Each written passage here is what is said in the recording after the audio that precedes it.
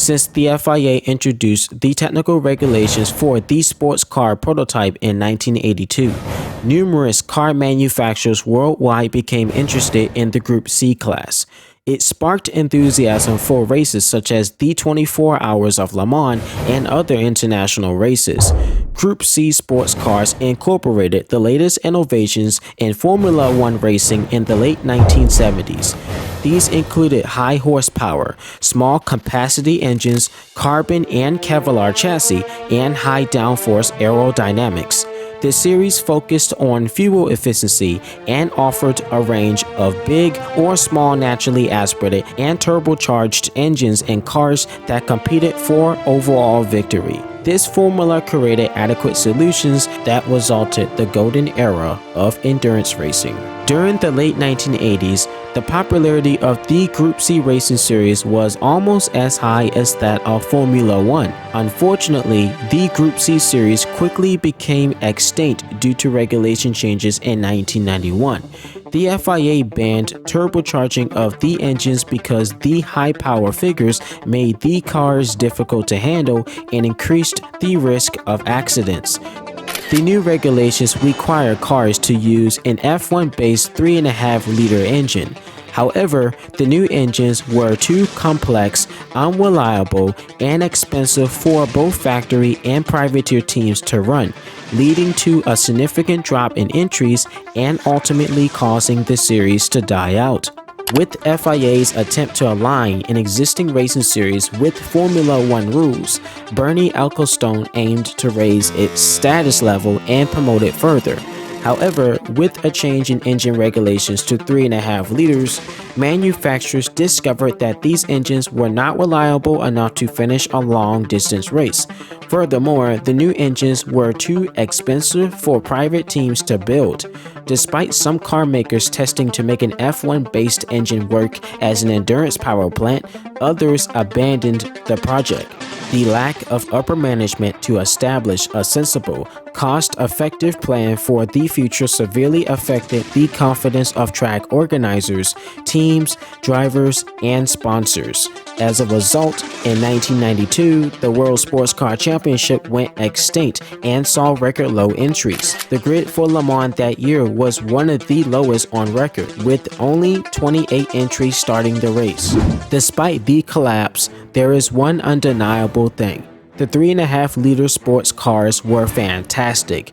The Jag XJR14, Mazda MX-R1, and Mercedes C291 put on a show, but the Peugeot 905 and Toyota TS010 outlived all of them in the 90s during the downfall of Group C. These two cars are the spotlight for this video.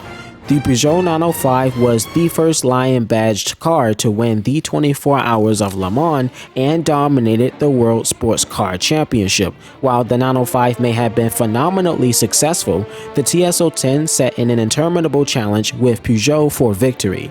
They both were so extreme, so fast, and sexy machines. They have distinct philosophies and engines, resulting in differences in sound and handling. During the 1980s, Peugeot Sport began its journey in the World Rally Championship and achieved great success in the final years of Group B, winning 2 consecutive championships with the Peugeot 205 Turbo. However, the Group B rally ceased to exist after 1986, and Peugeot Talbot Sport decided to move away from rallying and explore new opportunities. Under the leadership of Jean Tott, who was in charge of the French team, they created a low and wide sports prototype that resembled an F1 car under the new 3.5-liter regulations in Group C. Peugeot aimed to compete in the WSC and Le Mans 24 Hours. The team started the Peugeot 905 project in November 1988, which took almost 2 years to develop until it came out in February 1990. It used a carbon fiber monocoque chassis with a mid-mounted 3.5-liter naturally aspirated V10 engineered by Dassault. The car weighed about 1,700 pounds and made 650 horsepower at 12,500 RPM. It was one of the fastest Le Mans cars at the time, as it was staggering to look at and listen to. The 905 launched testing at Magny-Cours circuit in July 1990, with Jean-Pierre driving it to rehearse its racing debut in the final 2 races of the 1990 World Sportscar Championship. It demanded to be driven like a high-tech Formula One car from the early 90s, such as the Jaguar XJR14 and the Toyota TS010 that arrived a year later. However, reliability was the primary concern. The 905 crossed the finish line in 13th place in the final round of the 1990 season. More enduring than its speed and sound was its aerodynamic design. The car had a low, wide stance and advanced aerodynamic features, including a front splitter, rear diffuser, and large rear wing that generated significant downforce and performance. Its lightweight chassis with a powerful engine and advanced aerodynamics allowed the car to achieve blistering speeds on the track. The 905's styling drew inspiration from the 1989 Axia supercar concept that never hit the streets. The car was a masterpiece of engineering and design, showcasing cutting-edge technology prevalent in motorsports during the early 1990s. The 905 continued to evolve and began its first complete season in the 1991 championship. It was the first 3.5-liter Group C machine to hit the track. The 1991 version presented a more advanced aerodynamic package and mechanical enhancements. Peugeot claimed its first ever victory at Suzuka, the season opening round of the 1991 championship.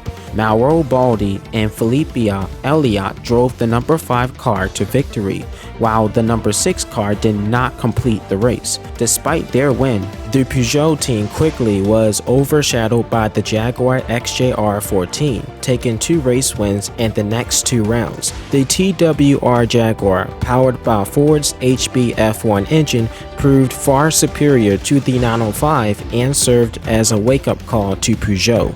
The XJR14 was 50 pounds lighter and had higher downforce levels, which considerably made it faster in handling. The fact that Jaguar already had a race-proven engine helped the team's cause and put them in a league of their own, completely outclassing their rivals, the Peugeot 905 and Mercedes Sauber C291. Peugeot may have won a race, but the team saw how uncompetitive the 905 was due to running into performance and reliability issues. The 1991 24 Hours of Le Mans would see the introduction of a new breed of F1 sports prototypes. However, some manufacturers were skeptical that the engines in the cars wouldn't last for 24 hours straight. Thus, TWR Jaguar and Mercedes Sauber 3.5-liter cars didn't race at Le Mans. Instead, they decided to take the penalties by using their older Formula and reliable Group C cars to run in the C2 category.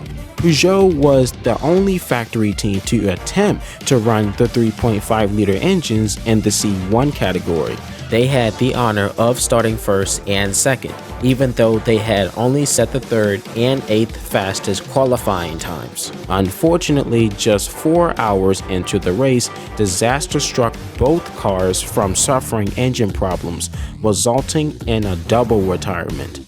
After a disappointing performance at Le Mans, Peugeot heavily upgraded the 905 race car, dubbed the Evo 1B. The main focus of the redesign was to improve the car's aerodynamics to better compete with Jaguar. The upgrades included a more powerful engine and a reliable X-Track sequential transmission that had been proven on the racetrack inside of other cars.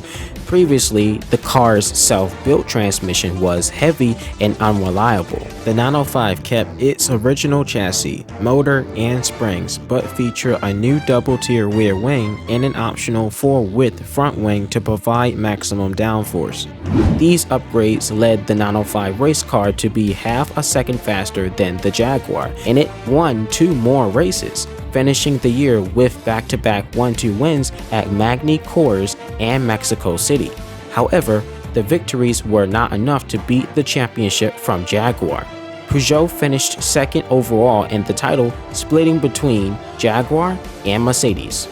1992 was the last season of the World Sportscar Championship. The C1 class stuck to the 3.5-liter formula, which meant that any engine that didn't fit into this category was not eligible. Although Jaguar disappeared that year, their XJR14 design operated as a V10 Judd-engined Mazda dubbed the MXR1. Because of a lack of entrants, the FIA considered canceling the season, but Peugeot's pressure convinced them to continue, as they had invested a lot of money into the sport. Winning the 24 Hours of Le Mans was the main target, and then WSC for the French team. However, Toyota showed up to provide the real opposition to challenge Peugeot, the Toyota TS010, designed by Tony Southgate. In 1991 and early 1992, Toyota's 3.5-liter car underwent testing by the Tom Squad, such as Andy Wallace, Jeff Lees, Jan Lammers, etc. It supplied a 700 horsepower RV10 engine and could rev up to 12,000 RPM in endurance form. Toyota's designer believed he had created a superior chassis, later confirmed when he joined the Ferrari 333 SP prototype project in 1993. The Toyota TS010 proved to be more robust in fast corners, but the 905 had a clear advantage in horsepower, which became evident at Le Mans. The 905 Evo was known for its impressive performance on the racetrack. However, compared to its Japanese counterpart, the car had a higher drag coefficient, which negatively affected its overall aerodynamics. Despite this, the 905 remained a robust car among racing enthusiasts thanks to its powerful engine and excellent handling. It still was a highly advanced racing prototype that was incredibly fast and reliable. It was so durable that it could race for 24 hours straight at Formula One speeds comparable to those of Formula One cars. In 1992, Peugeot participated in the 24 Hours of Le Mans race with the revised drivers lineup, featuring Derek Warwick joining Yannick Dalmas and Marc Blundell in the number 1 car, and Felipe Alia, Mauro Baldi, and Jean-Pierre in the number 2 car. Despite high hopes for a win, Peugeot had a rough opening round start at Monza, leading to a devastating crash and Toyota securing their first and only victory by attrition. At Le Mans, Peugeot and Toyota each entered 3 cars, with the Mazda MXR1 leading in the early stages ahead of the Peugeot team in the rain. However, Peugeot proved resilient in the long run, and the 1992 and 93 Le Mans races became a one-on-one fight between Peugeot and Toyota. Peugeot achieved its first Le Mans triumph with a 6-lap lead over the factory-backed Toyota TS010. Toyota secured second place, with one of the cars sandwiching the 2 Peugeot 905s taken first and third. Although Toyota performed exceptionally, they fell just short of winning the race. Peugeot achieved great success in the final WSC season by winning 5 out of 6 races in the championship, thanks to the drivers Dalmas, Warwick, and Jean-Pierre. In late 1992, Peugeot began developing the second evolution of the 905, known as the Supercopter, which pushed aerodynamics to new limits. However, the 905 Evo 2 never got to compete in 1993 because the racing series went extinct. Nonetheless, the design of the Supercopter was groundbreaking and paved the way for future sports prototypes. It featured a round nose, wide vents between the wheel arches, and an emphasis on extreme downforce. In preparation for the 1993 Le Mans race, Peugeot and Toyota focused on rehearsals with their respective race cars. Peugeot aimed to win on their home track again, while Toyota hoped for a long-awaited victory. Despite facing some challenges, Peugeot turned their 905 Evo into a reliable racing machine over 2 years. During the race, the French team noticed that the Tom's TS010 was quicker with a superior chassis, leading the field at different times. The Peugeot 905 operated with a low drag configuration, enhancing the car's speed and fuel efficiency. Yet, it still generated a moderate amount of downforce. After 24 hours, the race ended with another glorious victory for Peugeot, with all three cars taking a whole podium 1, 2, 3 finish. The winners were Eric Hellery, Christoph Bauchin, and Jeff Brabham in the number 3 car.